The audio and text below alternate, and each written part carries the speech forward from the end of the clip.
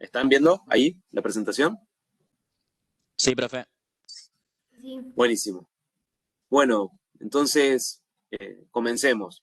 La idea de hoy es darle una clase introductoria a metabolismo. Tiene una parte sufriente que uno la padeció cuando empezó la carrera seguramente, pero vamos a tratar de analizar, digamos, los puntos centrales, los puntos claves que tiene esta clase, ¿sí?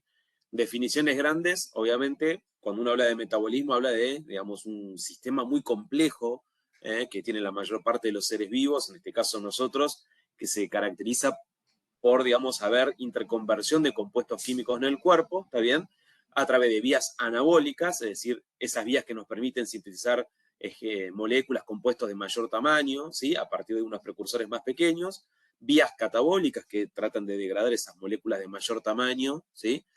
Y que en general estas vías catabólicas producen algún tipo de rendimiento energético en forma de ATP fundamentalmente, y vías obviamente de encrucijada del metabolismo llamadas anfibólicas, ¿sí? También ustedes saben que, digamos, si un adulto, está bien, de 70 kilos promedio, está bien, requiere 2.300, 2.400 kilocalorías, provenientes obviamente de los combustibles que nos alimentamos cada día, según la actividad física que tenemos, ¿sí? La mayor parte de las dietas occidentales dicen que este requerimiento de energía va a ser obtenido a partir de un 40-60% de los hidratos de carbono, un 30-40% de lípidos, de los cuales el principal fluente, digamos, energético de la comida occidental son los triglicéridos, y el 10-15% de las proteínas. Y obviamente, concepto muy fácil, si la ingesta de esos combustibles metabólicos es mucho mayor que el gasto de energía, todo ese excedente que yo consumí se va a almacenar, y en su mayor parte se almacena como triglicérido en el tejido adiposo, y esto obviamente puede conducir al desarrollo de obesidad, pero también a un complejo de interacciones con el endotelio y con otros tejidos, que es lo que se llama estrés endotelial, ¿sí? Como ustedes también saben, cada vez que nosotros estamos en un estado postprandial, o sea, después de una comida, ahí obtenemos y podemos dar un aporte amplio de hidratos de carbono. ¿Y por qué hablamos de hidratos de carbono, especialmente dentro de ellos la glucosa? Porque la glucosa es el principal combustible para la mayor parte de los tejidos, y hay tejidos que casi con exclusividad consumen glucosa, ¿sí? Entonces, en el estado de ayuno, ¿está bien? Nosotros necesitamos preservar esa glucosa que tenemos circulando para aquellos tejidos que solo pueden consumir glucosa, como por ejemplo las neuronas o las células de la glía, ¿sí? Y los eritrocitos que dependen, por ejemplo, por completo de la glucosa, ¿sí? Obviamente, también saben ustedes que los eritrocitos maduros no tienen núcleo, o sea, son células anucleadas, no tienen mitocondrias tampoco. Entonces dependen por completo de la glucólisis y de la vía de las pentosas fosfato, ¿sí? Y el cerebro tiene algún metabolismo intermedio que lo puede satisfacer transitoriamente porque puede metabolizar cuerpos cetónicos, ¿está bien? Pero que el 80% de su energía siempre va a ser aportado por la glucosa, como ustedes saben, del cuatrimestre pasado, ¿sí? Por lo tanto, ¿sí? Nosotros podríamos sintetizar lo que vimos hasta acá, que cuando estamos en ayuno, ¿sí? Los tejidos que pueden utilizar compuestos diferentes a la glucosa, ¿sí? Por ejemplo, el músculo y el hígado, pueden utilizar ácidos grasos, ¿sí? Permitiendo la oxidación de los ácidos grasos. El hígado puede sintetizar cuerpo cetónico a partir de ácidos grasos, es lo que se llama beta-oxidación, ¿sí? Que vamos a nombrar dentro de un ratito, ¿está bien? También para exportarlos hacia los músculos y otros tejidos, ¿sí? De esa manera, si tengo tejidos que en ayuno pueden consumir otros combustibles diferentes a la glucosa, permitimos que la glucosa esté disponible para los órganos que solo consumen glucosa, ¿sí? Por supuesto, a medida que yo agoto las reservas que tengo de ese almacén de glucosa, que es el glucógeno, ¿está bien? Vamos a tener que usar otra cosa, ¿sí? Y si no usamos los triglicéridos, vamos a tener que usar los aminoácidos del recambio proteico normal, en general derivado del músculo esquelético, y a través de esos aminoácidos especiales vamos a fabricar glucosa en un proceso que se denomina gluconeogénesis. Bien. Nosotros aprendimos en este cuatrimestre también, cuando aprendimos morfofisiología del sistema digestivo, ¿sí? Es que todos los alimentos, hidratos de carbono, lípidos y proteínas, sufren una degradación continua, ¿sí? Progresiva, a medida que se van transportando a lo largo del tubo digestivo. Los hidratos de carbono sufren la acción primero a nivel, digamos, de la boca, de la acción enzimática de la saliva, ¿está bien? Por amilasas salivales. Luego, obviamente, va a ser atacado por una amilasa que está en el estómago, pero de menor cuantía. Luego por la amilasa pancreática, ¿sí? Que es vertida a la segunda porción del duodeno, y también por las enzimas llamadas en forma genérica disacaridasas, que van a tratar de romper los disacáridos, ¿sí? Para liberar monosacáridos capaces de ser absorbidos, ¿sí? A medida que esto se va produciendo, obviamente la glucosa se va absorbiendo y el resto de los hidratos de carbono en forma de monoglicéridos se van a ir absorbiendo, ¿sí? Y esta absorción de glucosa va obviamente a originar un aumento transitorio de la glucemia postprandial, ¿sí? Que, como ustedes saben, la hiperglucemia es el principal estímulo para la liberación de la única hormona hipoglucemiante que tiene el humano, que es la insulina, ¿sí? Una hormona que va a ser liberada por una célula llamada células beta del islote de Langerhans del páncreas endocrino, en respuesta fundamentalmente a la hiperglucemia, pero también que a veces se libera insulina, en definitiva, cuando aumentan o están disponibles algunos aminoácidos o algunas otras sustancias, especialmente hormonas, como vamos a ver, como el glucagón. Al mismo tiempo, ¿sí? El ingreso de la glucosa a la célula está mediado por transportadores, ¿sí? Ahora, no todos los tejidos requieren sí o sí de la insulina para hacer entrar la glucosa, ¿sí? Pero muchos órganos sí requieren sí o sí la presencia de insulina. A veces, por trastornos en los transportadores, por trastornos en el receptor de insulina, o por trastornos en la molécula de insulina, o por defecto en su secreción, vamos a tener hiperglucemias sostenidas, y esto puede dar origen a cuadros llamados prediabéticos o diabéticos. Ahora, hay una pregunta que nosotros siempre hacemos cuando empezamos esta clase de metabolismo, para mí es fundamental esta pregunta, ¿no? ¿Por qué como organismo vivo, ¿no? Como organismo del ser humano, ¿sí? Teniendo dos posibilidades, ¿sí? De agarrar esa molécula de glucosa y oxidarla rápidamente, como ustedes ven acá, ¿sí? Quemarla rápidamente, como ven en el ejemplo B, no lo hace, y sin embargo, agarra esa molécula de glucosa, se introduce dentro de una célula, y esa glucosa dentro de la célula pasa por un montón de procesos, ¿sí? Un montón de procesos como esta escalera que ustedes ven acá, para terminar, de alguna manera, el proceso final, si se quiere, de degradación, ¿sí? Entonces, ¿cuál sería la respuesta de esto para ustedes? ¿Quién se anima a contestar esto? ¿Por qué elegimos el sistema A, que está acá en esta diapositiva, en vez del sistema B, ¿no? De agarrar la glucosa, quemarla rápidamente y obtener rápidamente energía? ¿Por qué es así? Porque no estamos continuamente ingiriendo alimentos. O sea, hay como que hacerlo de una forma más paulatina, entiendo yo. Y mantener los Bien, eso niveles. es. Sí, bien, es una respuesta muy buena. Primero, no somos organismos que estamos continuamente ingiriendo alimentos, ¿sí? Y entonces, ¿por qué necesitamos, si no somos organismos que estén ingiriendo permanentemente alimentos, que la degradación, digamos, el metabolismo de la glucosa sea en pasos sucesivos? Como método de reserva. Claro, exactamente. Como ustedes ven acá, ¿sí? El hecho de que nosotros tomemos esa molécula de glucosa, la hagamos entrar a la célula, dependiendo o no de insulina, eso lo podemos discutir después, pero digo, la glucosa entró a la célula, cuando nosotros hacemos pasar esa glucosa por numerosos pasos sucesivos, graduales, consecutivos, ¿sí? Ya sea en el citoplasma o después una parte dentro de la mitocondria, lo que estamos logrando en que muchos de esos pasos, ¿sí? Obtener ciertos compuestos que van a funcionar como sustrato energético y además nos van a permitir ser almacén de sustratos energéticos. Si nosotros la molécula de glucosa que entra al citoplasma la quemamos rápidamente, obtenemos mucha cantidad de energía. Puede ser eso, pero esa energía no tenemos forma de almacenarla y por lo tanto se disipa y se pierde, ¿sí?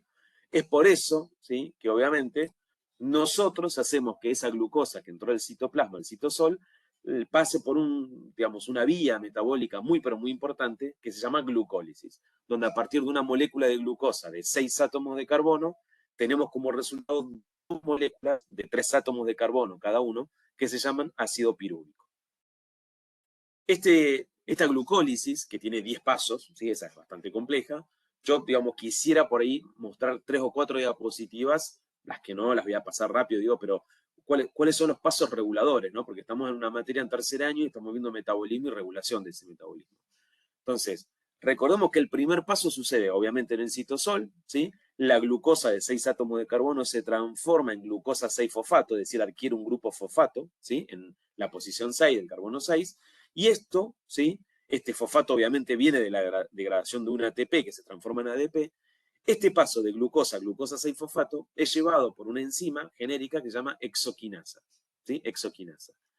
La cuestión importante de este paso es que una vez que la célula ya tiene a su glucosa transformada en glucosa 6-fosfato, la glucosa 6-fosfato pierde la capacidad de pasar, digamos, de nuevo hacia el líquido extracelular, es decir, queda atrapada dentro de la célula, ¿sí? Y como ese primer paso es llevado a cabo por una enzima genérica que se llama exoquinasa, nosotros tenemos que entender que existen 4 isoenzimas, ¿sí? Es decir, enzimas parecidas pero con distinta cinética de acción frente a la glucosa. Esa exoquinasa que tiene 4 isoenzimas se denominan 1, 2, 3 y 4, ¿sí? Y fíjense en que la exoquinasa tipo 4, que tiene nombre propio, ¿sí? Que se llama glucoquinasa o glucosinasa, ¿sí? Que está en hepatocitos, en el riñón y en las células beta del islote de Langerhans del páncreas, ¿sí? Tiene una cinética, ¿sí? Diferente a las exoquinasas 1, 2 y 3, ¿sí? Fíjense en que mientras apenas, ¿sí? Aumenta, si están siguiendo el gráfico, sería la línea celeste o azul, que están viendo a la izquierda.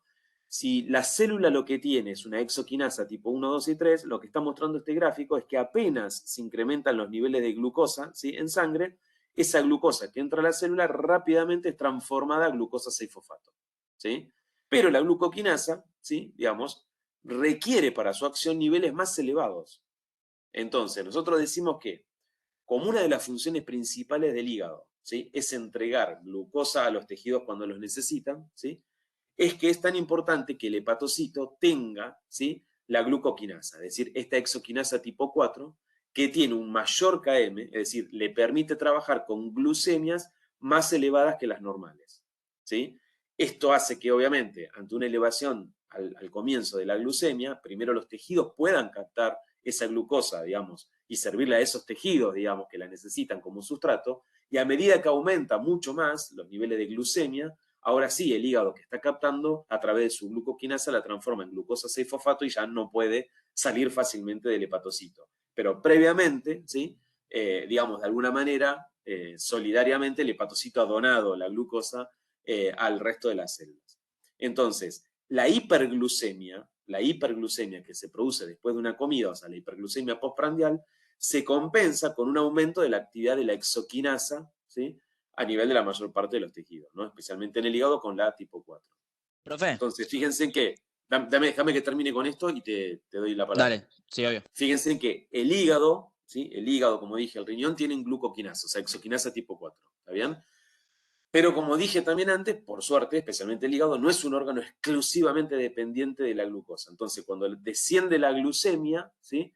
Dejan de consumir glucosa, ¿está bien? Mientras que el cerebro, que tiene una exoquinasa común, tipo 1, 2, 3, digamos, ¿sí? Asegura de esta manera esa glucosa disponible para poder ser utilizada. Entonces, como vimos recién, la glucemia apenas aumenta si entra dentro de la neurona, ¿sí? La neurona que tiene una exoquinasa, que tiene un KM bajo, la capta rápidamente, la transforma en glucosa 6-fosfato y ya no permite que salga de esa neurona que la necesita sí o sí. Al revés, cuando estamos en periodos interprandiales, o sea, cuando la glucemia, ¿no? Empezó a descender, ¿sí? Por efecto de la acción de la insulina en la mayor parte de los tejidos, ¿sí? Aparece la gluconeogénesis hepática. Es decir, ya no tengo glucosa disponible en la sangre, ¿está bien? Pero si los tejidos necesitan más glucosa, ¿está bien?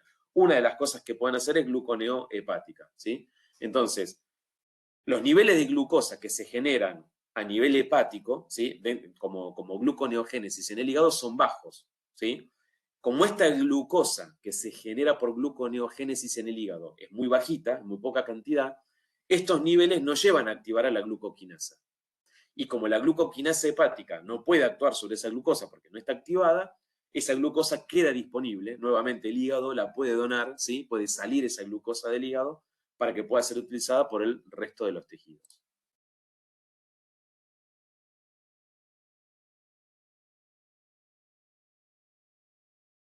Dale, estoy acá ahora. ¿Quién me quería preguntar? No, sí, yo te quería preguntar qué era KM, porque decía cuyo Ah, mayor KM le permite trabajar con glucemias. sí, perdón, pensé que lo habían visto en primer año. Cuando vieron enzimas por ahí en primer año, si alguno recuerda, el KM es la cinética de velocidad que tiene de acción la enzima, ¿sí? O sea, de tomar un sustrato y transformarlo en un producto. Eso es el KM, ¿está bien? ¿Sí? Es como la velocidad. Entonces, mientras la exoquinasa tipo 1, 2 y 3 tienen una velocidad de acción muy rápida, o sea, pequeñas concentraciones ya tienen un efecto y transforman la glucosa en glucosa 6-fosfato, en el caso de la glucoquinasa que está en el hígado, tiene un KM muy elevado. Eso quiere decir que necesita activarse a mayores concentraciones de glucemia o de glucosa intracitotólica.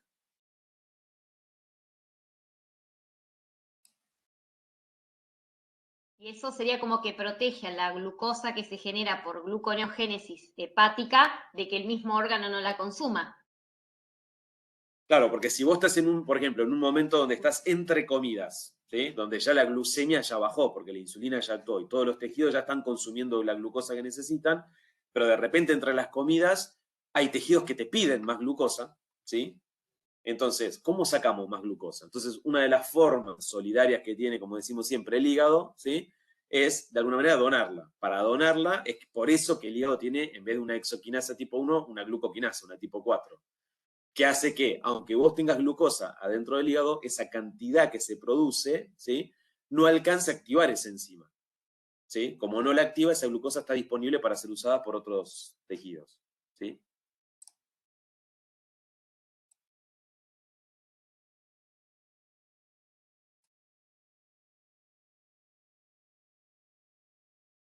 Denme un segundo porque algo hice mal, por supuesto.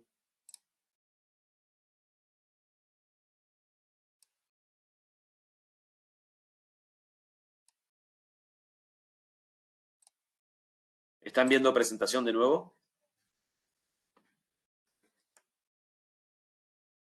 Sí, profe. Sí, buenísimo. Entonces, el primer paso, esto lo tengo que acordar de esta clase, por eso nos detuvimos un ratito, es que esa glucosa que acaba de ingresar a la célula en el citosol se transforma en glucosa 6-fosfato por una enzima llamada exoquinasa, ¿sí? ¿Y cuál es, digamos, el mecanismo básicamente de regulación que tiene este proceso, este primer paso de la glucólisis en el citosol? Es que las exoquinasas son inhibidas por producto final. Es decir, si en algún momento se acumula glucosa 6-fosfato, la glucosa 6-fosfato inhibe a la propia enzima, ¿sí? Por lo cual deja de producirse glucosa 6-fosfato. ¿Está bien? Ahora, fíjense en que las glucoquinasas, ¿sí? Que es la exoquinasa tipo 4, que por ejemplo tiene el hígado, ¿sí? No es inhibida por producto final, ¿sí? No es inhibida por el producto final. O sea, la glucosa 6-fosfato no inhibe a la glucoquinasa, ¿sí? Entonces, cuando hay un exceso de glucosa, ¿sí? Un exceso de glucosa en el hígado, ¿sí? Esto permite de alguna manera su almacenamiento, ¿sí? Ahora lo van a entender cuando veamos el resto de las enzimas, ¿no? Por supuesto. El segundo paso, digo, como dije antes, voy a pasar rápido a aquellos que no nos interesan tanto en la regulación. El segundo paso en la glucólisis en el citosol es que la glucosa 6-fosfato se transforma, ¿sí? En fructosa 6-fosfato, ¿sí? Acá hay una enzima que se llama fosfoglucoisomerasa, ¿está bien? Que como ven ahí las flechas van por un lado y para el otro, es decir, esto es una reacción reversible, ¿está bien? Hace que la glucosa 6-fosfato se transforme en fructosa 6-fosfato. Por ahora tenemos una molécula de 6 átomos de carbono, digamos, donde obviamente alguna de ellas tiene un grupo fosfato, ¿sí? La tercera reacción es que la fructosa que acabamos de producir antes, la fructosa 6-fosfato, ¿sí? Se vuelva a fosforilar. Es decir, adquiere un nuevo grupo fosfato, ¿sí?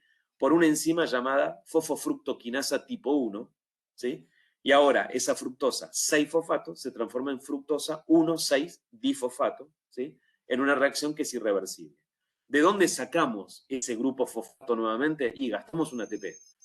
Esto quiere decir que las primeras 3 reacciones de la glucólisis en el citosol tenemos gasto de energía, ¿sí? Tenemos gasto de energía, consumimos 2 moléculas de ATP. La reacción 4, ¿sí? Es que esa fructosa 1,6-difosfato, ¿sí?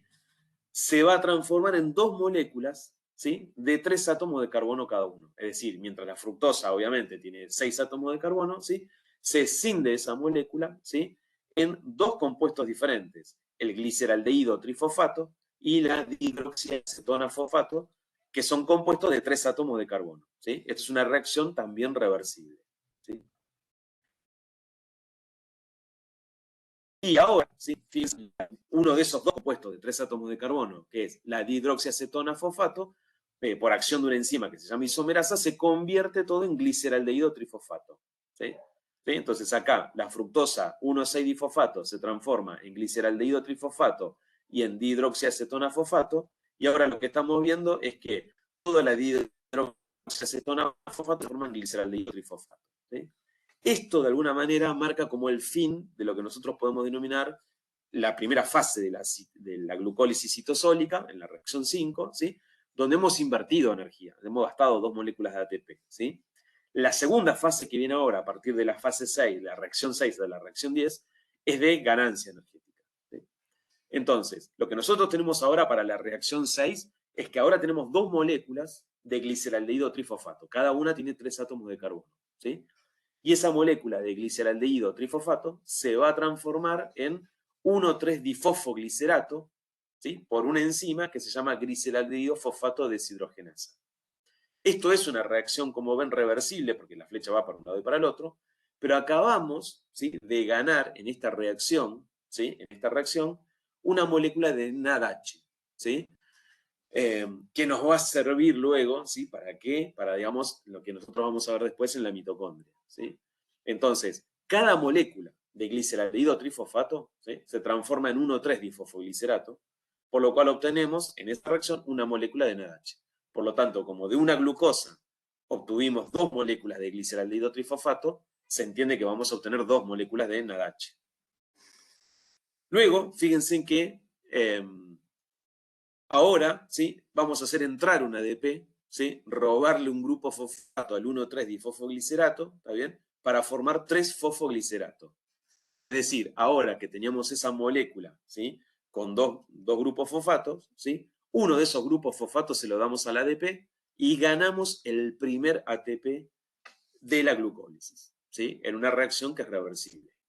Volvemos a insistir, nosotros ahora estamos mostrando, ¿sí?, una sola molécula de 3 átomos de carbono, pero recordemos que en algún momento de esa molécula original de glucosa de 6 átomos de carbono, nosotros obtuvimos 2 moléculas de 3 átomos de carbono, ¿sí? Entonces, fíjense que aparte de ganar 2 NADH, ¿sí?, ya estamos ganando 2 ATP acá, ¿sí? Luego, en la reacción 8, esto lo pasamos de largo, digo, ¿sí?, hay una mutación, digamos, hay una enzima que se llama fosfoglicerato mutasa, ¿sí?, que transforma, digamos, el 3-fosfoglicerato en 2-fosfoglicerato, ¿sí?, no importa. En la reacción 9, ¿sí?, se une una molécula de agua, ¿sí?, entonces se va a formar un doble enlace y se va a formar fosfoenol piruvato, ¿sí? También podemos dejar de recordar esto. Pero llegamos a la última de las reacciones, fundamental, porque otra vez, a esa molécula de fosfoenol piruvato, que tiene un grupo fosfato ahí, ¿sí?, le cedemos ese grupo fosfato al ADP y ganamos un ATP, transformando el fosfoenol piruvato en piruvato o ácido pirúvico por una enzima muy importante en esta reacción que se llama piruvato quinasa, ¿sí? Entonces, nuevamente, obtuvimos en una reacción otra molécula de ATP, pero insisto, como en realidad nosotros por cada glucosa que entramos de 6 átomos de carbono llegamos a tener 2 moléculas de fosfonol piruvato, en esta reacción también volvemos a tener entonces 2 moléculas de ATP. Para tratar de resumir esto, ¿no?, por cada molécula de gliceraldehído trifosfato, ¿sí?, que nosotros escindimos, ¿sí?, se van a generar 2 moléculas de ATP y una de NADH. Pero como yo tengo 2 moléculas de gliceraldehído trifosfato en total, ¿sí?, tengo 4 moléculas de ATP, 2 NADH, ¿sí? Y obviamente lo que yo me tengo que acordar es que como yo usé en la primera parte del ciclo, en las primeras 5 reacciones, 2 moléculas de ATP, ¿sí?, el rendimiento total de glucólisis es que por cada molécula de glucosa que entra, obtengo 2 moléculas de ATP y 2 de NADH, ¿sí? Entonces fíjense que acá tienen en el dibujo resumido, entra una glucosa de 6 átomos de carbono, al principio voy a consumir ATP, ¿está bien?, pero después voy a ganar 2 NADH y 4 ATP, ¿sí?, a los cuales le tengo que restar los 2 primeros. Esto es lo mismo, ¿sí? Acá tienen todos sintetizados los 10 pasos, ¿sí? Primero invertimos ATP y luego ganamos ATP, ¿sí? Entonces, resultado final es que de una molécula de glucosa tenemos 2 moléculas de ácido pirúvico o de piruvato, 2 moléculas de ATP, 2 moléculas de NADH. Vamos, ¿preguntas de esto? ¿Preguntas que quieran hacer hasta acá? Obviamente en los exámenes nadie les toma, dígame qué ocurre en el paso 4, en el paso... nosotros damos por entendido que eso en algún momento pasó en la carrera, ¿sí? Lo que sí a nosotros nos interesa es, el concepto es, hay un primero que la glucólisis obviamente es el proceso de degradación de la glucosa para obtener energía, que eso sucede como primer paso en el citoplasma o en el citosol, que hay una primera reacción muy importante dada por las exoquinasas que transforman a la glucosa en glucosa 6-fosfato y eso impide la salida de la glucosa de la célula, ¿sí? También dijimos que el hígado tiene una exoquinasa tipo 4 glucoquinasa que va a actuar cuando las concentraciones de glucosa son más altas, ¿está bien? Eso le permite al hígado ser donante permisivo, digamos, de glucosa al resto de los tejidos. Y lo otro, digo, para sintetizar esto, es que de toda la glucólisis, nosotros obtenemos de una molécula de glucosa 2 moléculas de ácido pirúvico, 2 ATP y 2 NADH, ¿sí? Como resultado final. ¿Sí? ¿Están de acuerdo o no con esto? Re de acuerdo. No. O sea, Claudio, una pregunta. Entonces, de la reacción 1 a 5 se pierden 2 moléculas de ATP que se recuperan de la reacción 6 a la 10 con más 2 NADH. Exacto. Sí, si nos escucha alguien que sabe de bioquímica, nos mata cuando decimos que perdimos. Se dice invertimos en las primeras 5 reacciones 2 moléculas de ATP, claro, pero que las volvemos a recuperar en las reacciones 6 a 10 y aparte ganamos 2 moléculas de ATP más. Está bien lo que dijiste, ¿eh? Está muy bien.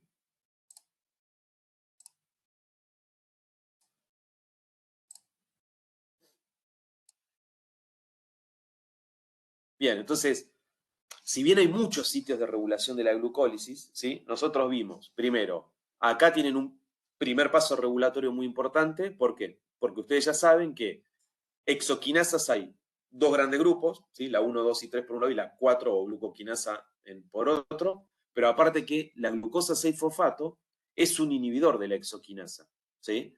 Mientras que en el hígado la glucosa 6-fosfato no inhibe a la glucoquinasa, ¿sí? Entonces es un punto de regulación, ¿sí?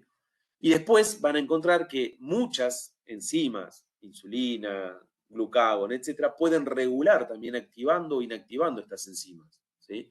Ahora vamos a hablar de estos pasos. Acá, perdón, en este dibujo yo les estoy mostrando, que la fructosa 6-fosfato, ¿sí? Se transforma en fructosa 1,6-difosfato. Este era el paso en el cual nosotros invertíamos un ATP o perdíamos un ATP, ¿sí? Por una enzima que se llama fosfofructoquinasa. Fíjense que este es otro punto regulatorio muy importante, ¿sí? ¿Por qué? Porque esta enzima que se llama fosfofructoquinasa es inhibida por ATP y por citrato. ¿Por qué es importante esto? Como dice acá a la derecha, si una persona está generando, digamos, porque está en un ejercicio intenso, en un ejercicio muy intenso, entonces durante el ejercicio intenso aumenta el requerimiento de ATP que tenemos, ¿sí? Por lo tanto, digamos, el ATP se va consumiendo, ¿sí? Al bajar la cantidad de ATP, ¿sí? Al bajar la cantidad de ATP, eso hace que se deje de inhibir a esta enzima. Fíjense que esto es una enzima que es inhibida por ATP. Pero si yo estoy en ejercicio extremo, ¿sí? Donde se está consumiendo el ATP va a estar bajo, ¿sí? Por lo tanto, la caída del ATP, ¿sí?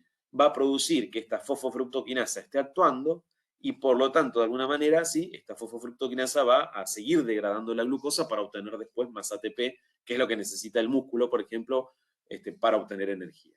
Entonces, acá este es otro punto regulatorio, ¿sí? Que tengo que recordar.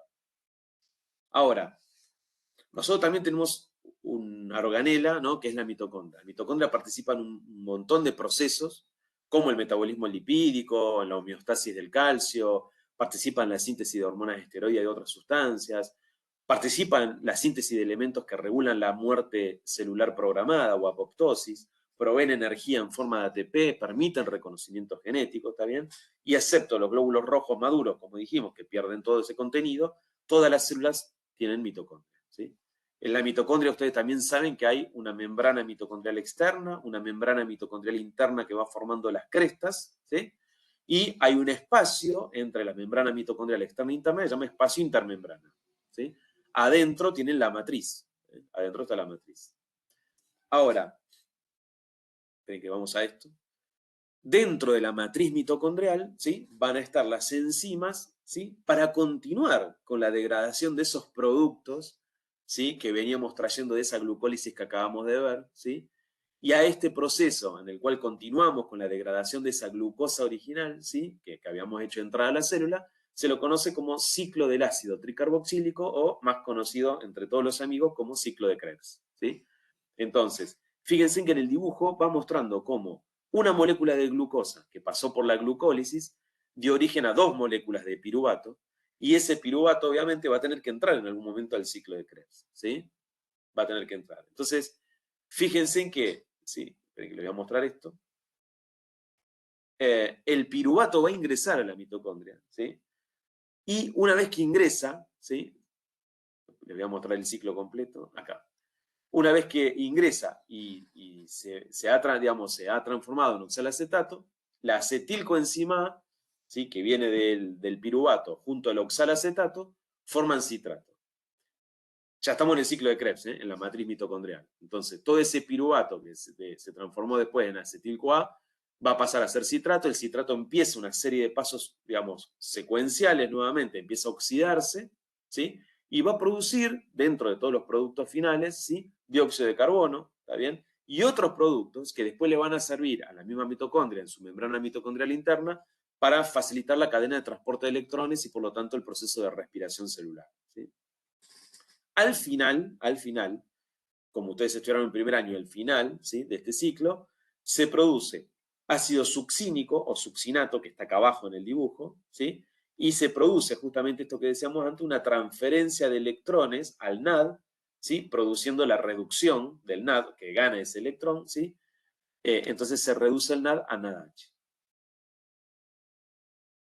Cosa importante, ¿sí? El citrato, ¿sí? El citrato, ¿sí? que es el primer producto del ciclo de Krebs en la matriz mitocondrial, inhibe a esa fosfofructoquinasa de la glucólisis, ¿sí? Si recuerdan, la fosfofructoquinasa es esa enzima que nos permitía, digamos, degradar el primer ATP en las primeras reacciones. Entonces, fíjense que acá también hay un punto regulatorio, ¿sí? Si en algún momento se llegara a acumular mucho citrato, ¿sí? El mismo citrato va a inhibir a la fosfofructoquinasa de la glucólisis para detener un poco este proceso, porque ya hay mucho citrato disponible para el ciclo de Krebs. En la medida que el citrato empieza a ser consumido, o sea, oxidado, ¿sí? y baje la concentración de citrato, el citrato deja de inhibir a la glucólisis y continúa la glucólisis, ¿sí? Se restablece la glucólisis. Ahora, en el proceso, digamos, en todo este proceso no es solamente, a esto quería decir, no es solamente para los hidratos de carbono, ¿sí? Sino que fíjense en que los ácidos grasos, ¿sí? también pueden ser oxidados a acetilcoenzima A en las mitocondrias, las proteínas o ciertos aminoácidos también pueden ser transformados en acetilcoenzima A, y la glucosa, como dijimos, o el ácido pirúvico también. Entonces, al ciclo de Krebs, que entra la acetilcoenzima A, esa acetilcoenzima A no proviene solamente de la degradación de la glucosa, sino que puede provenir de la oxidación de los ácidos grasos o de los aminoácidos. ¿Sí? Y como les dije antes, ¿sí? en todo este proceso se va a producir, aparte de dióxido de carbono, se va a producir NADH, que después va a contribuir a la cadena de transporte de electrones en la membrana mitocondrial interna. ¿Está bien? Entonces, esto, digamos, que viene ahora es un poco para que se distiendan un poquito, ¿sí? Cuando nos dicen, digamos, nos van a preguntar todos los pasos del ciclo de Krebs, para nada. Para nosotros el concepto es que la glucosa que inició ese proceso en el citoplasma continúa su degradación secuencial, ¿sí? Y que ahora, fíjense que estamos adentro de una organela que es la mitocondria con la finalidad de contribuir al proceso de la fosforilación oxidativa y la respiración celular, ¿sí? Entonces, cuando ustedes nos preguntan, ¿sí? Si les vamos a tomar, ¿sí? todos los pasos del ciclo de Krebs, le decimos que no, claramente que no, ¿sí? Ahora, si les vamos a preguntar el significado, por supuesto, ¿sí? Si les llegamos a preguntar cuál es el significado de este ciclo de Krebs y ustedes no saben qué es lo que podría pasar, se lo dejo a ustedes.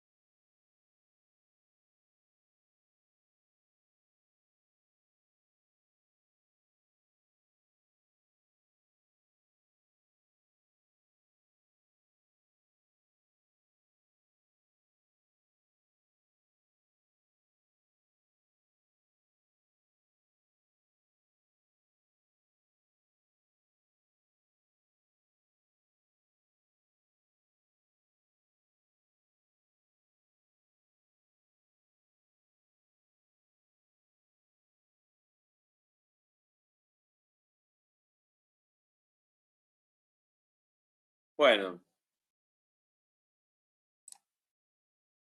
¿Alguna pregunta de lo que vieron hasta acá?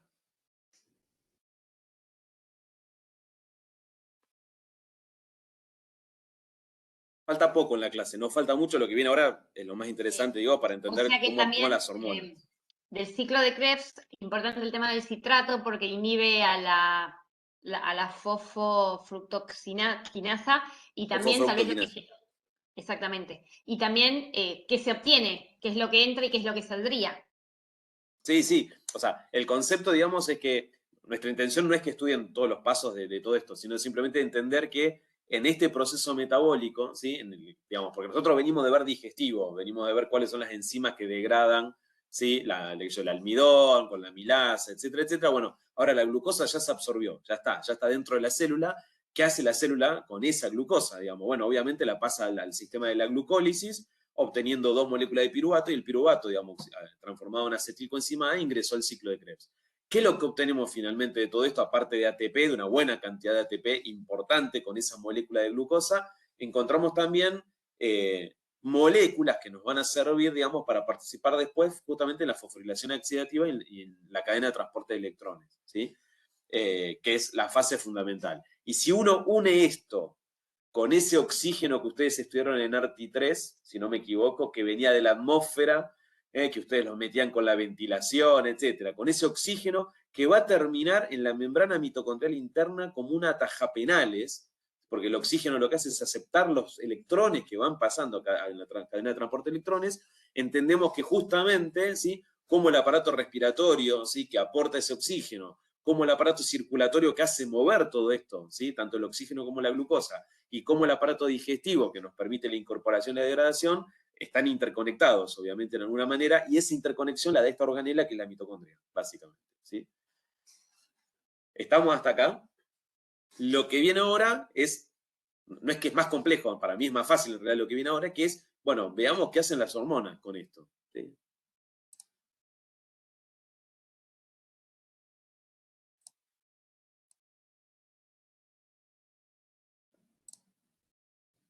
¿Están viendo, perdón, la presentación que dice gluconeogénesis? Sí, profe. Bien. Concepto que también ya saben, digamos, gluconeogénesis es el proceso, ¿no?, de formación de glucosa, pero a partir de precursores que no son hidratos de carbono, ¿sí? O sea, precursores no glucídicos. En general, ¿sí?, los sustratos más importantes para generar gluconeogénesis son el lactato, que nosotros lo obtenemos generalmente en el ejercicio durante la anaerobiosis, ¿sí? Esto es importante porque ese ácido láctico que nosotros generamos, y si no pudiéramos de alguna manera reconvertirlo a algo, se acumula en el músculo esquelético, en la sangre, en otros tejidos, generando obviamente un desgaste y generando trastornos, ¿sí?, especialmente acidosis láctica. También podemos fabricar glucosa en la gluconeogénesis a partir del glicerol, ¿no?, que viene de la hidrólisis de los triglicéridos, ¿sí? De esto vamos a hablar mucho, obviamente, en la clase de dislipemia, y de algunos aminoácidos a través del catabolismo proteico, ¿sí? Y los órganos donde más se efectúa, o los órganos más relevantes para hacer gluconeogénesis, por supuesto, el hígado en primer lugar, ¿sí?, el intestino y los riñones también, ¿sí? Hay 2 ciclos que sí nosotros solemos tomar en los exámenes escritos, fundamentalmente, que son el ciclo de Cori y el ciclo de la alanina, ¿sí? El ciclo de Cori, lo que están viendo acá en la pantalla es a la izquierda un hepatocito, a la derecha una célula muscular, ¿sí? Entonces, fíjense que en el músculo, ¿sí?, en el músculo esquelético, la glucosa que es transformada en piruvato y después en lactato, ¿sí?, cuando estamos en ejercicio y en anaerobiosis, ese ácido láctico del músculo esquelético puede pasar a la sangre y llega al hepatocito, y el hepatocito puede retransformarlo a través del proceso de gluconeogénesis en glucosa. Entonces recuerden que el ciclo de Cori es uno de los ciclos que permite la reconversión del lactato, ¿sí?, en glucosa en el hepatocito, ¿sí? El lactato obviamente proviene de un músculo que está en ejercicio extenuante, intenso, anaeróbico, ¿sí? Y el otro ciclo que nosotros habitualmente tomamos en los exámenes se llama glucosa-alanina. De nuevo tenemos hepatocito y músculo esquelético. ¿La diferencia cuál es? Fíjense que ahora tenemos la glucosa que entró a la glucólisis, se transformó en piruvato, pero ahora el piruvato, a través de otro sistema enzimático, que no es la LDH, sino es la glutámico oxalacético aminotransferasa, perdón, se transforma en alanina, ¿sí? La alanina, ¿sí?, que pasa a la sangre, ¿sí?, y que llega al hepatocito puede reconvertirse, ¿sí? La alanina es un aminoácido, puede reconvertirse en glucosa y esto también se llama gluconeogénesis. Entonces, en el ciclo glucosa-alanina, ¿sí? Lo que tengo que recordar es que el músculo esquelético puede, en determinadas circunstancias, especialmente cuando no está en anaerobiosis, transformar la alanina, digamos, el hepatocito, digamos, transformar la alanina que viene del músculo esquelético en glucosa. Ahora, que esto es lo que le decía lo más importante por ahí de la clase, ¿no? Cosas que nosotros preguntamos claramente, sea escrito, oral, lo que sea, ¿no? ¿Cuál es el estímulo más importante para liberar insulina? Para que la célula beta de nuestro islote de Langerhans del páncreas libere insulina, es la hiperglucemia, ¿sí? Cada vez que nosotros tenemos la glucosa elevada, la glucemia elevada, ¿sí? Esto es un estímulo muy potente para la liberación de la única hormona hipoglucemiante que tenemos, que es la insulina, ¿sí? Hay otros estímulos, sí, por supuesto, ¿sí? La insulina puede liberarse ante la aparición de ciertos aminoácidos, no todos, ácidos grasos libres, ¿sí? Ante la acción de algunas hormonas gastrointestinales, algunas de las cuales ustedes vieron, como la gastrina, ¿no? La colecistoquinina, que viene de las células I, la secretina, que viene de las células S, el polipéptido intestinal, ¿sí? El glucagón como hormona, ¿sí? El cortisol, la hormona de crecimiento, que son estas tres, el glucagón, el cortisol y la hormona de crecimiento son hiperglucemiantes, ¿sí? Y el sistema nervioso autónomo parasimpático, o sea, la acetilcolina, ¿sí? Todos estos son estímulos también para la liberación de insulina, no solo la hiperglucemia. Perdón, una cosa que están viendo acá también es que obviamente la insulina tiene en las células donde va a actuar un receptor específico, ¿sí? Un receptor específico. A veces mutaciones en ese receptor son lo que producen que la insulina no pueda actuar. Es decir, yo formo una buena cantidad y una normal cantidad cualitativa y cuantitativa de insulina, pero se está impedida su acción por trastornos genéticos asociados al receptor de la insulina, ¿sí? Y fíjense en que si uno mira este gráfico, ¿no? De las concentraciones relativas en sangre, ¿está bien? ¿Sí? En función, obviamente, de los carbohidratos que aporta la comida, ¿sí? Fíjense que apenas yo como, digamos, y aumenta la glucosa en la sangre, también aumenta la liberación de insulina, ¿sí? Si esto no ocurre, obviamente, ¿está bien? Estamos en un problema, digamos, porque vamos a tener hiperglucemias postprandiales sostenidas en el tiempo, ¿está bien? Que no puede utilizarlo la célula porque no tiene insulina para que esa glucosa entre, y por lo tanto la célula va a tener que valerse de otras sustancias para obtener sustratos energéticos, y ahora vamos a ver algo de ello. Recuerden que la insulina, ¿sí? Es una hormona proteica. Se sintetiza dentro de la célula beta como pre-proinsulina, o sea, como pre-prohormona, ¿sí? Luego esto es clivado, ¿sí? Dentro de unos gránulos donde se empaqueta y se forma la proinsulina, ¿sí? Esa proinsulina está constituida por dos cosas importantísimas. Por un lado, por lo que va a ser luego la insulina con dos cadenas unidas por dos puentes disulfuro, y por un péptido, que es esto amarillo que ustedes ven ahí, que se llama péptido C. Entonces, finalmente, cuando llega el estímulo para liberarse, lo que está liberándose de ese gránulo, de ese paquete, ¿sí? Es dos cosas: la insulina y el péptido C en cantidades equimolares. O sea, por cada insulina se libera un péptido C. Esto es muy importante porque cuando yo tengo un paciente que está siendo tratado con insulina exógena, ¿sí? Que ustedes saben que la insulina hoy es recombinante humana, es decir, es idéntica a la insulina endógena, ¿sí? Si yo quiero saber si ese paciente está produciendo insulina endógena, puedo medirle el péptido C en sangre, porque el péptido C es señal, obviamente, si tiene péptido C, es señal de que está produciendo insulina endógena, ¿sí? Como les dije antes, ¿sí? El receptor de insulina es un receptor especial que pertenece a una familia de receptores llamados de tirosina quinasas, ¿sí? Cuando la insulina, como ustedes ven en el dibujito arriba a la izquierda, ¿sí? Actúa sobre las unidades alfa del receptor, ¿sí?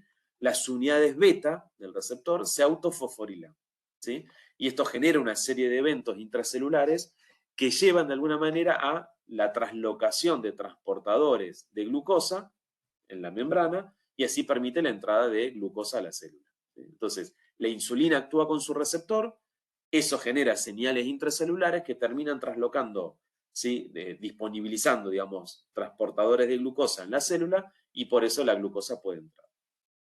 Ahora, yo dije que la insulina es básicamente la única hormona hipoglucemiante que tenemos, es la que nos permite la incorporación de la glucosa a las células, pero también tenemos hormonas llamadas contrarregulatorias, es decir, hormonas hiperglucemiantes. Dentro de esas hormonas hiperglucemiantes, una es el glucagón, ¿sí? El glucagón es una hormona sintetizada y liberada por las células alfa del islote de Langerhans del páncreas, ¿sí? ¿Y cuándo se libera el glucagón? Básicamente, el principal estímulo para la liberación del glucagón es la hipoglucemia, pero también lo es la insulina. Es decir, para hacer, digamos, un resumen de esto que ustedes están viendo acá en esta diapositiva, ¿sí? Cuando yo como y aumentan los niveles de glucemia, esto va a provocar que estos altos niveles de glucemia estimulen la liberación de insulina, ¿sí? Es decir, el páncreas libera insulina. Esa insulina que hace, obviamente, desciende los niveles de glucosa, ¿sí? Porque permite el ingreso de la glucosa a las células. En la medida que yo entro en hipoglucemia, o sea, que desciende la glucosa en la sangre, ¿sí? Se estimula el glucagón, ¿sí? Y el glucagón lo que hace, obviamente, como vamos a ver ahora, es favorecer la liberación de glucosa, es decir, favorecer la hiperglucemia, ¿sí?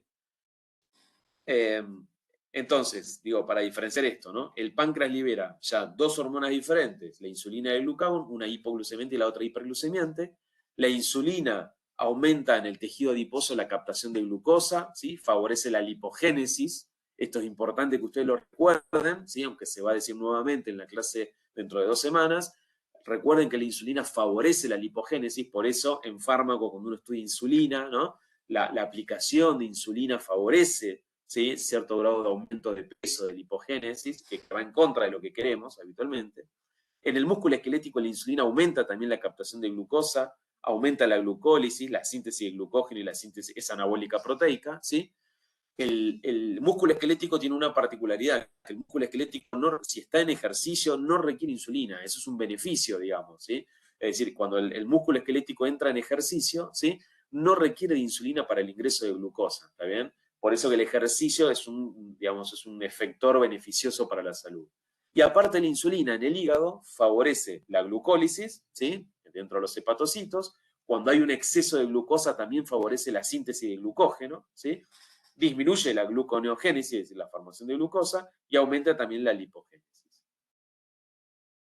Ahora, yo les dije que si bien tenemos una hormona hipoglucemiante, tenemos muchas hormonas hiperglucemiantes. Y esto es lógico, ¿sí? Si las células necesitan glucosa, nosotros tenemos que tener un batallón de hormonas y un sistema muy importante que nos permita meter glucosa en la sangre rápidamente para que esas células lo puedan utilizar. Entonces, yo nombré antes al glucagón, ¿sí? El glucagón, que es una hormona liberada por la célula alfa del islote de Langerhans. Fíjense que el glucagón tiene receptores en el hígado, en el corazón y en el tejido adiposo, pero no tantos receptores en el músculo esquelético, ¿sí? Entonces, el glucagón sí tiene receptores en el hígado, el corazón y el tejido adiposo. ¿Y qué hace el glucagón fundamentalmente? El glucagón es una hormona hiperglucemiante rápida, ¿sí? Hiperglucemiante rápida. ¿Por qué? Porque el glucagón lo que favorece es la glucogenolisis. Rompe los enlaces de glucógeno, liberando muy rápidamente en la sangre glucosa, ¿sí? Por eso al glucagón se lo llama hiperglucemiante rápido, ¿sí? Porque activa a la glucogenolisis.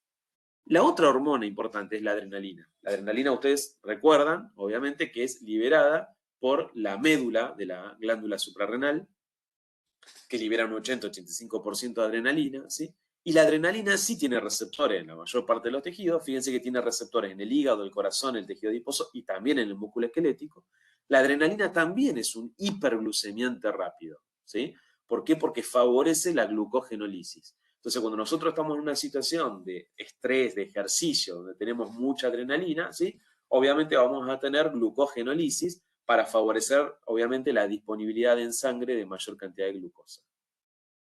Entonces, el resultado neto, ¿sí? De tener alta adrenalina y glucagón es inhibir la glucólisis, inhibilizar la glucosa.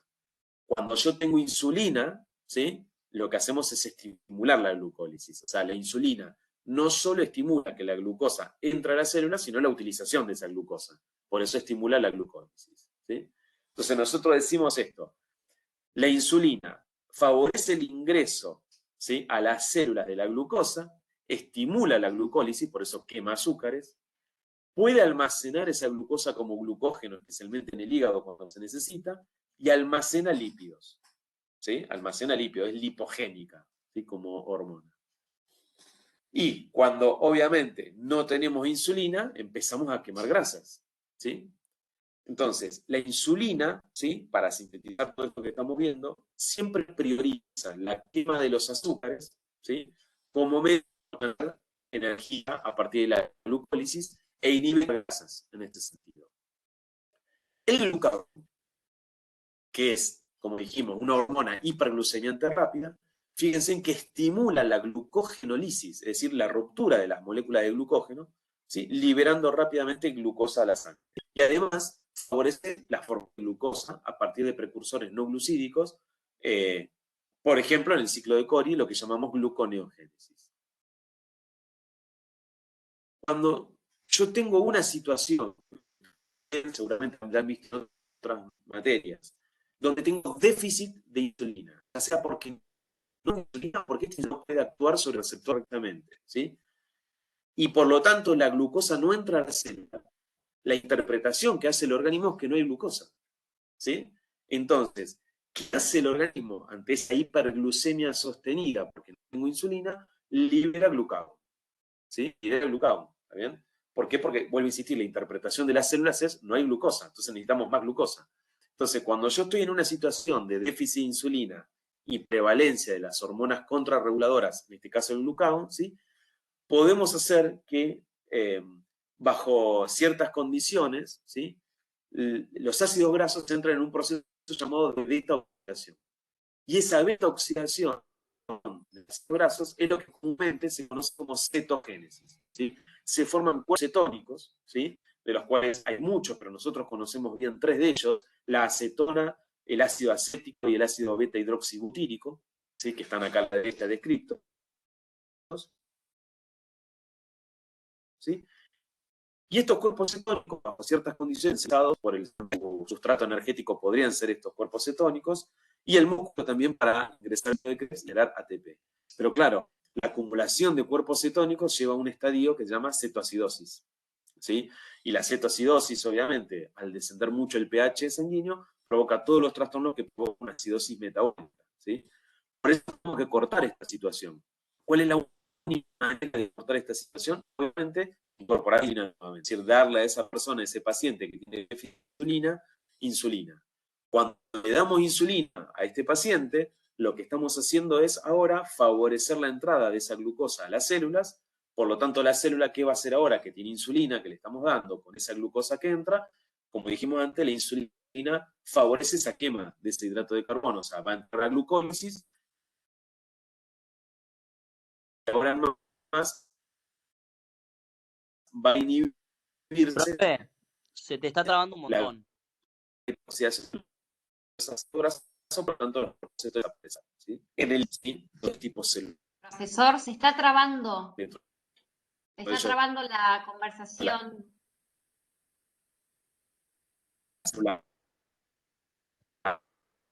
al Profe, se está trabando mucho el audio y no se escucha directamente. que libera glucógeno. Sí. No, Pareciera que no se escucha. Creo que no escucha. Esperemos que lea el chat. Hola, hola. ¿Se está escuchando ahora? Se te estaba trabando mucho. Sí. Desde la mitad del glucagón, mira, con la Te insulina se trabó. cortó de golpe. Perdón. Ahora Vuelvo sí. para atrás. Vuelvo. Mil disculpas.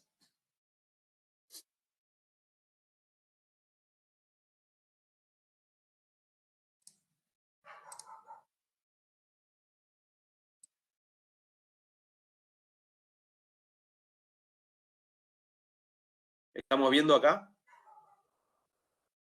Y ahí se ve, profe. Sí, bien. Entonces, voy a resumir esto. Mientras que la insulina, ¿sí? La insulina favorece la entrada de glucosa a las células y favorece la glucólisis, es decir, prioriza la quema de ese hidrato de carbono, de la glucosa, para generar ATP, el glucagón, que es una hormona hiperglucemiante, ¿sí? Va a favorecer, estimular la glucogenólisis, es decir, romper el glucógeno para liberar glucosa, por eso es hiperglucemiante rápido, y favorece además la gluconeogénesis. ¿Está bien?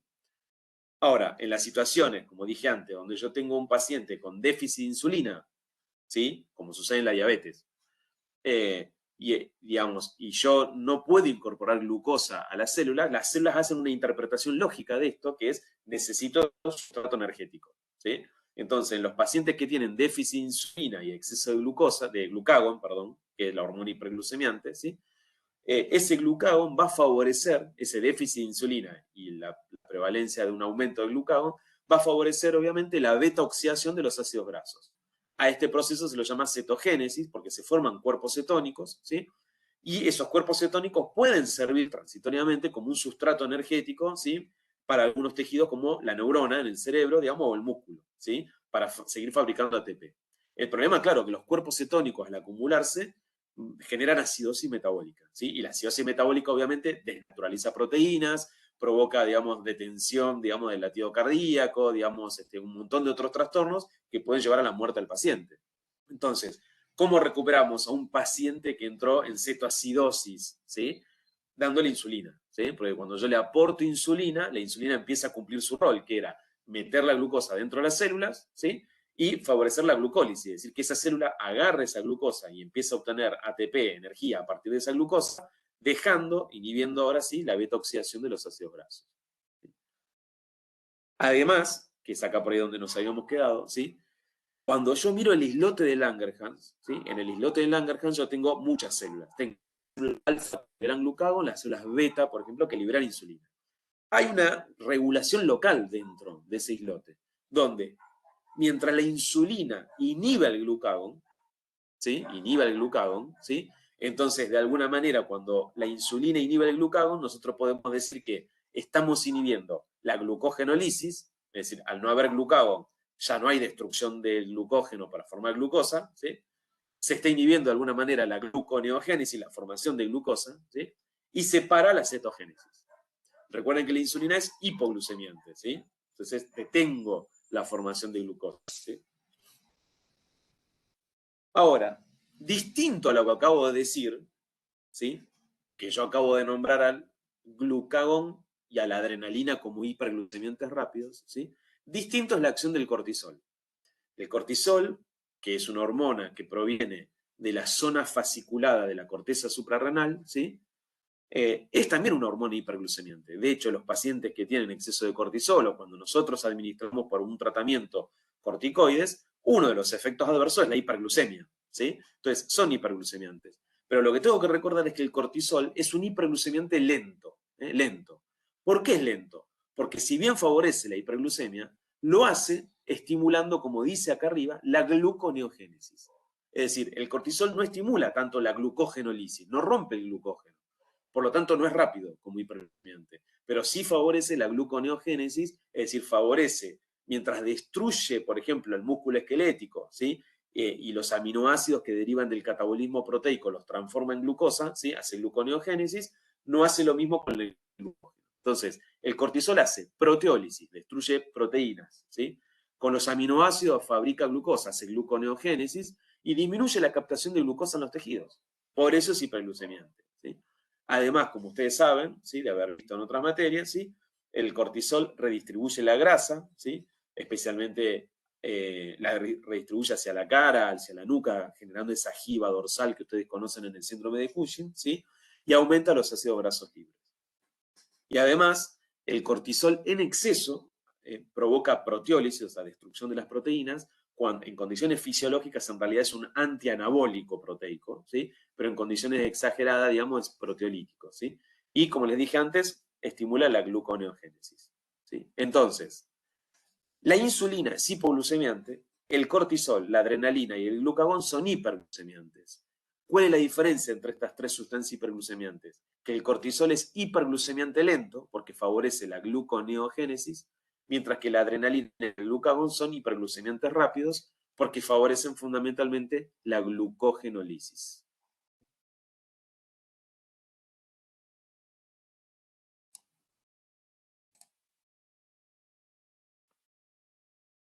A ver, preguntas. No sé si se entendió lo que acabamos de decir, lo que acabamos de ver. Se entendió, profe. Estuvo muy bien explicado. Profesor, con respecto a lo que sea la insulina con el glucagón, tienen un efecto sinérgico. ¿Por qué? ¿En qué sentido, Gabriela? En el sentido de, yo, la insulina lo que va a hacer es hipoglucemiante, me va a entrar la glucosa a la célula, o sea, va a tener una hipoglucemia. La hipoglucemia lo que va a hacer es estimular a las células alfa para que hagan glucagón. El glucagón, que es hiperglucemiante rápido, o sea, lo que va a hacer es sacarme el glucógeno, lo va a degradar para obtener o sea, para que la glucosa llevarla a la sangre, para luego de vuelta meterla a la célula por la insulina. A eso me refiero. Sí, si lo contás así, sí, si lo contás así, la respuesta es sí. Lo que vos tenés que tener en cuenta es que Sí, esto va a depender de la situación del día en la que yo me encuentre. Sí, Por sí. ejemplo, si yo estoy en ayuno, me despierto a la mañana, digamos, ¿no? Y pasé 8 horas de ayuno, ¿está bien? Lo primero que todas las células de mi organismo van a decir es, por favor, liberen glucosa de algún lado. ¿Sí? Entonces, como yo no tengo sustrato energético, digamos, estoy más bien en un estado de hipoglucemia, ¿sí? Ahí lo que van a favorecerse son las hormonas contrarreguladoras. Es decir, ahí se favorece la adrenalina, el glucagón y el cortisol. ¿Sí? Bien, sí. Que de hecho el cortisol tiene, igual que la adrenalina, picos de las 3, 4, 5 de la mañana, digamos, justamente Sí. en ese momento. ¿Qué hacen esas tres hormonas? Como vos decís, son hiperglucemiantes. ¿Sí? Por diferentes mecanismos aumentan la liberación de glucosa. A medida que va aumentando la glucosa, obviamente, necesitamos una hormona que haga entrar esa glucosa a las células. ¿Sí? Y esa es la insulina. Ahí es donde aparece la insulina. Ahora, fíjate vos que mientras en el islote de Langerhans la insulina inhibe al glucagón, el glucagón estimula la insulina. ¿Sí? Esto es importante también recordarlo. Cuando uno estudia cómo es la regulación de esas dos hormonas dentro del islote de Langerhans. Bueno, cuando la célula beta del islote libera insulina, la insulina inhibe a la célula alfa para que no libere glucagón. ¿Sí? Lo cual es lógico, porque si yo tengo insulina es porque tengo hiperglucemia. ¿Sí? Entonces, lo que va a hacer la insulina es bajar la glucosa. Al revés, cuando yo estoy en hipoglucemia, la que se estimula es la célula alfa para que libere glucagón. ¿Está bien? El glucagón, y ahí sí viene lo que vos decís, el glucagón favorece la hiperglucemia, pero al mismo tiempo el glucagón que libera la célula alfa estimula a la célula beta para que libere insulina. Es decir, Porque inteligentemente necesitas- el glucagón, claro, el glucagón le está diciendo de alguna manera a la célula beta, mirá que yo voy a elevar la glucemia, pero necesito a alguien que venga y le entra dentro de las células. Y eso lo hace la insulina. Bien, bien, ¿Sí? bien.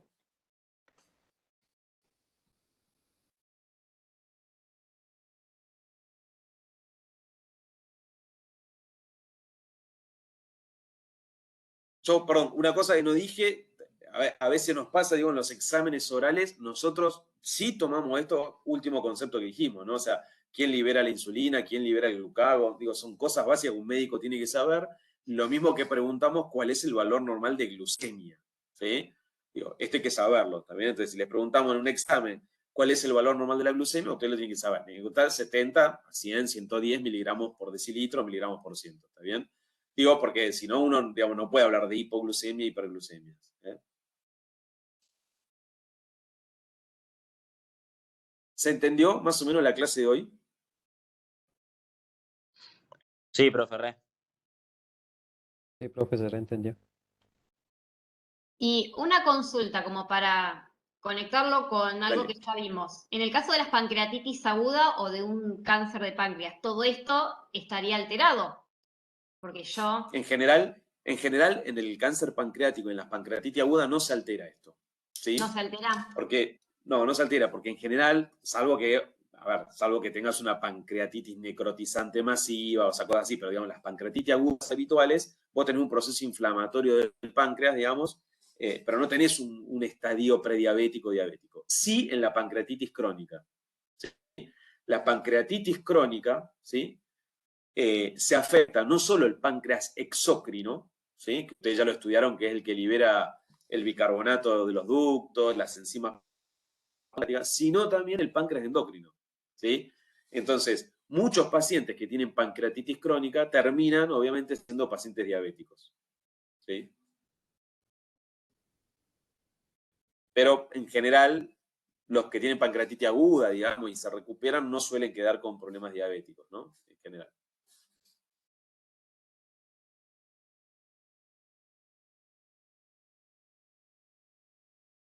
Profe, ¿puedo hacer una pregunta? Escucho.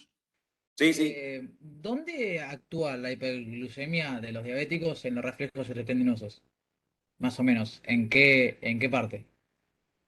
¿Qué pregunta? ¿Dónde actúa la hiperglucemia? ¿Por qué me pregunta eso? ¿Por qué actuarían los reflejos osteotendinosos? ¿En qué sentido? Porque yo lo que tenía entendido que los reflejos osteotendinosos, por ejemplo, el acriano estaría disminuido, ¿o no? No, en general, en la diabetes, digamos, lo que se produce, empecemos por acá. Eso sucede en el hipotiroidismo. El hipotiroidismo sí da reflejo aquiliano prolongado, disminuido, como vos quieras llamarlo, ¿sí? Hay muchas teorías de por qué lo produce, digamos, pero en la diabetes no. Vos lo que sí te podés llevar en la diabetes, obviamente, es lo que llaman neuropatía. Entonces, como afecta al sistema nervioso, obviamente, ¿está bien? Ahí sí podés tener trastornos en los reflejos, pero como consecuencia de la neuropatía que ocasiona, el trastorno, obviamente, en el metabolismo de los axones, etc. Pero no porque la hiperglucemia, ¿se entiende?, afecte al reflejo en sí, sino por la neuropatía que ocasiona como trastorno. ¿Sí? Pero lo del reflejo aquiliano, fundamentalmente lo que se ve es en el hipotiroidismo, ¿está bien? Que es característico, muy característico. Gracias, profe. De nada.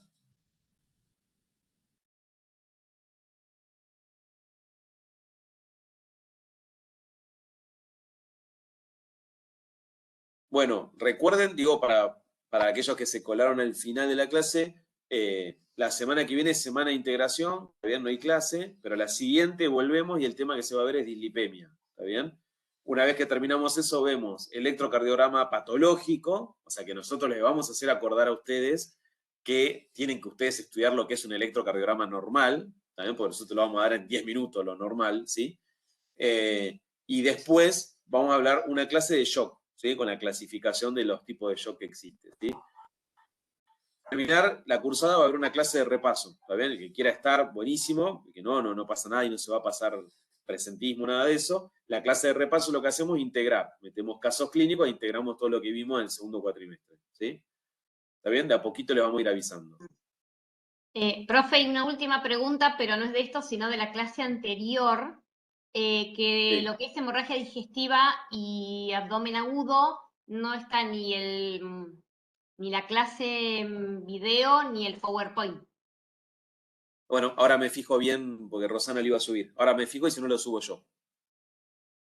Lo tenía que decir, Simón.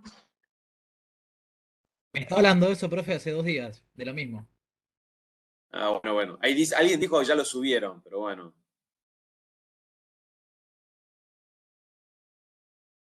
No importa, yo ahora me fijo, ¿sí? Pero lo iba a subir Rosana, si no yo lo subo. Pero ahí me avisan que ya lo subieron. ¿Sí? Y les aviso lo de la guía que preguntó Gabriela también al comienzo. Bueno, nos vemos dentro de 2 semanas entonces, ¿sí? En 2 semanas con dislipemia. Gracias, profe. Nos Les vemos. mando un abrazo, que Muchas tengan buena semana. Vamos. Muchas gracias, profe. Que Gracias, tenga una profe. buena semana. Adiós. Muchas gracias. Luego, gracias. Chao, profe.